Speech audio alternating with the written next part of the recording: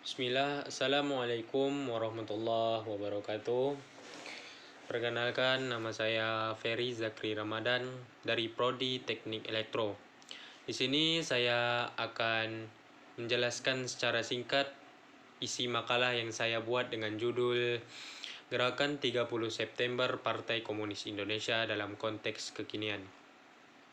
Sebelum kita masuki inti dari pembahasannya, marilah kita sama-sama panjatkan puja dan puji syukur kita atas kehadirat Tuhan Yang Maha Esa, atas segala rahmat-Nya dan karunia-Nya. Saya dapat menyelesaikan makalah ini dengan baik.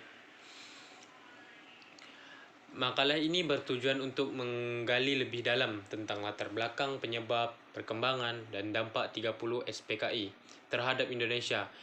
Saya juga akan membahas berbagai perspektif yang muncul sehubungan dengan peristiwa ini, serta upaya rekonsiliasi yang telah dilakukan dalam rangka membangun persatuan dan perdamaian di tanah air tercinta ini.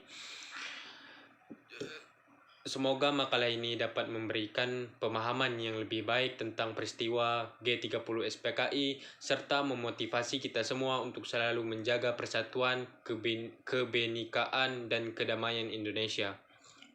Sebelum saya masuki inti makalah yang saya buat, saya menyampaikan permohonan maaf yang sebesar-besarnya jika terdapat kekurangan dalam makalah ini, dan kami berharap makalah ini dapat memberikan kontribusi yang bermanfaat bagi pembaca.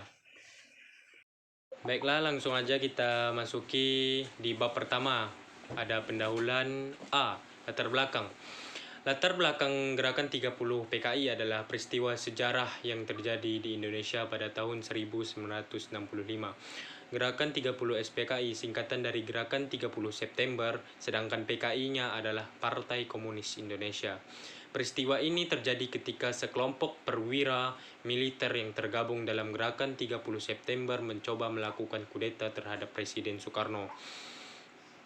Latar belakangnya melibatkan ketegangan politik antara kelompok militer yang dipimpin oleh Jenderal Soekarno dan kelompok PKI yang semakin berpengaruh dalam pemerintahan. Selama peristiwa ini, sejumlah perwira militer yang terlibat dalam Gerakan 30 September ditangkap dan dieksekusi. Peristiwa Gerakan 30 September PKI mempunyai dampak besar dalam sejarah Indonesia karena mengakibatkan jatuhnya pemerintahan Soekarno dan naiknya Soeharto menjadi presiden baru. Ini juga mengakibatkan pengaruh PKI dalam pemerintah dan membawa perubahan besar dalam dinamika politik dan sosial Indonesia.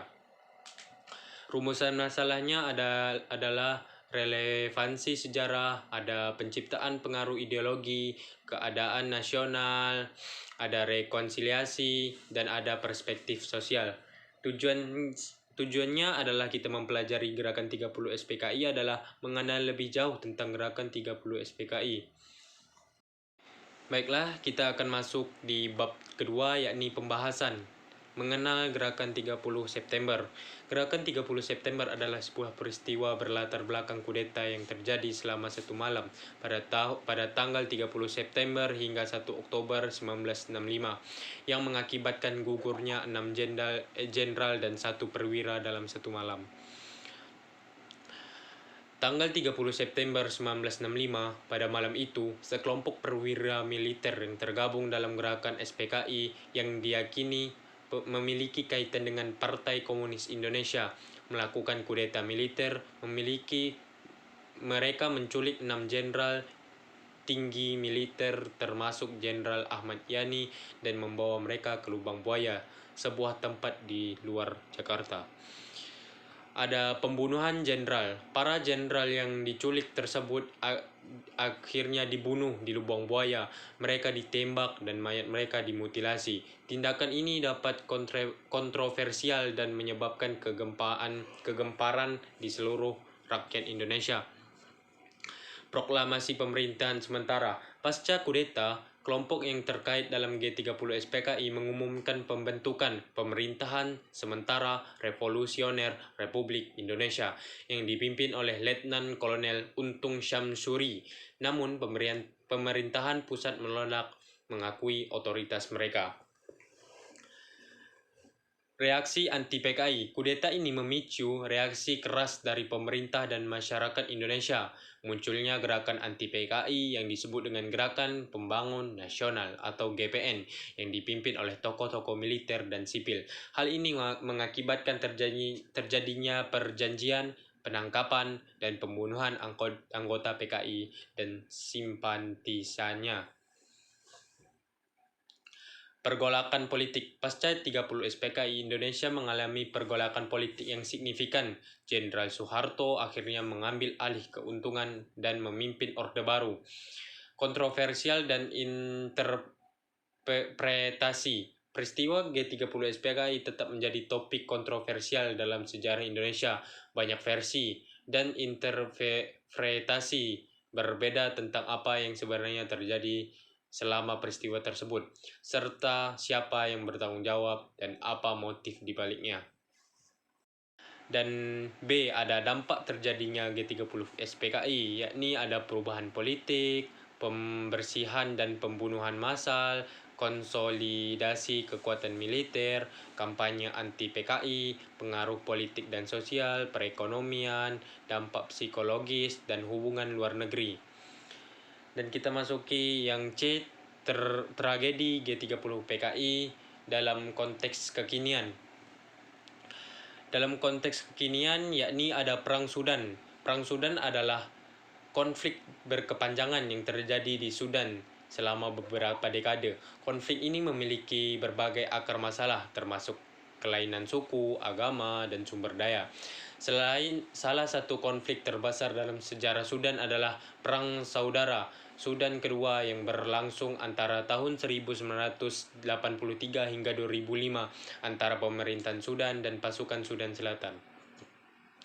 Dan yang kedua adalah Revolusi Kebudayaan Tiongkok, adalah periode sejarah yang berlangsung dari tahun 1966 hingga 1976 di Republik Rakyat Tiongkok. Periode ini dimulai oleh pemimpin Tiongkok saat itu, Mao Zedong, dengan tujuan untuk mengubah dan memperbarui masyarakat Tiongkok dengan cara yang lebih sesuai dengan prinsip-prinsip komunis selama revolusi kultural.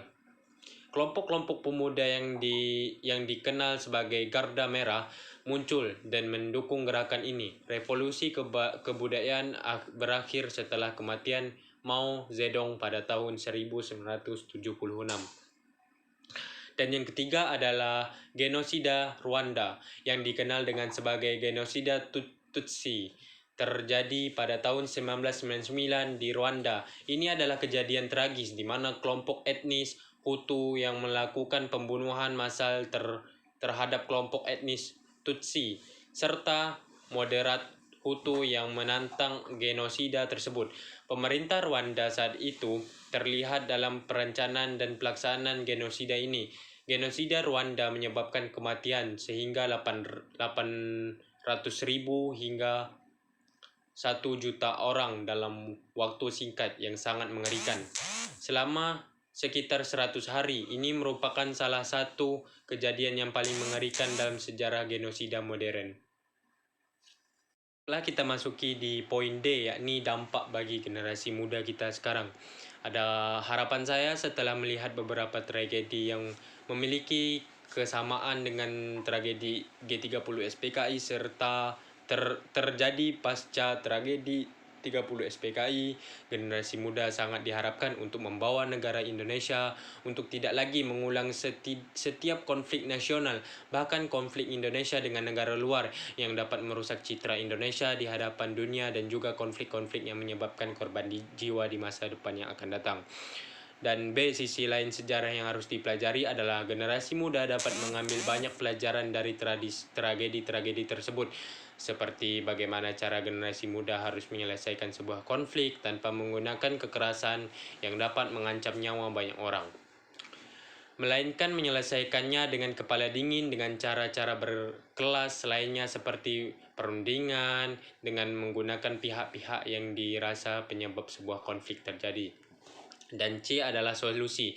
Banyak solusi yang bisa kita lakukan agar 30 SPKI tidak terulang kembali. Seperti contohnya, 1.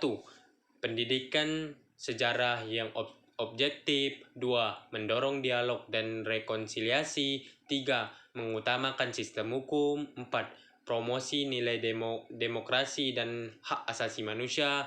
5. Pengawasan terhadap kekuatan militer. 6. Mendorong partisipasi politik yang sehat. Dan yang ketujuh, media yang bebas dan bertanggung jawab. Baiklah, kita akan memasuki bab yang ketiga, yakni kesimpulannya adalah dari peristiwa 30 SPKI adalah bahwa itu adalah sebuah peristiwa bersejarah yang terjadi di Indonesia pada tanggal 30 September 1965. Kesimpulan utamanya adalah peristiwa ini adalah berakhir kekuasaan PKI di Indonesia dan dibukaan jalan bagi Orde Baru yang dipimpin oleh Soeharto. Selain itu, peristiwa ini juga berdampak bagi perubahan politik, sosial, dan ekonomi yang signifikan di Indonesia selama beberapa dekade berikut. Baiklah, itu saja video singkat saya tentang makalah yang saya buat. Jika ada kesalahan kata ataupun tingkah laku saya yang kurang berkenan, mohon dimaafkan. Saya akhiri. Assalamualaikum warahmatullahi wabarakatuh.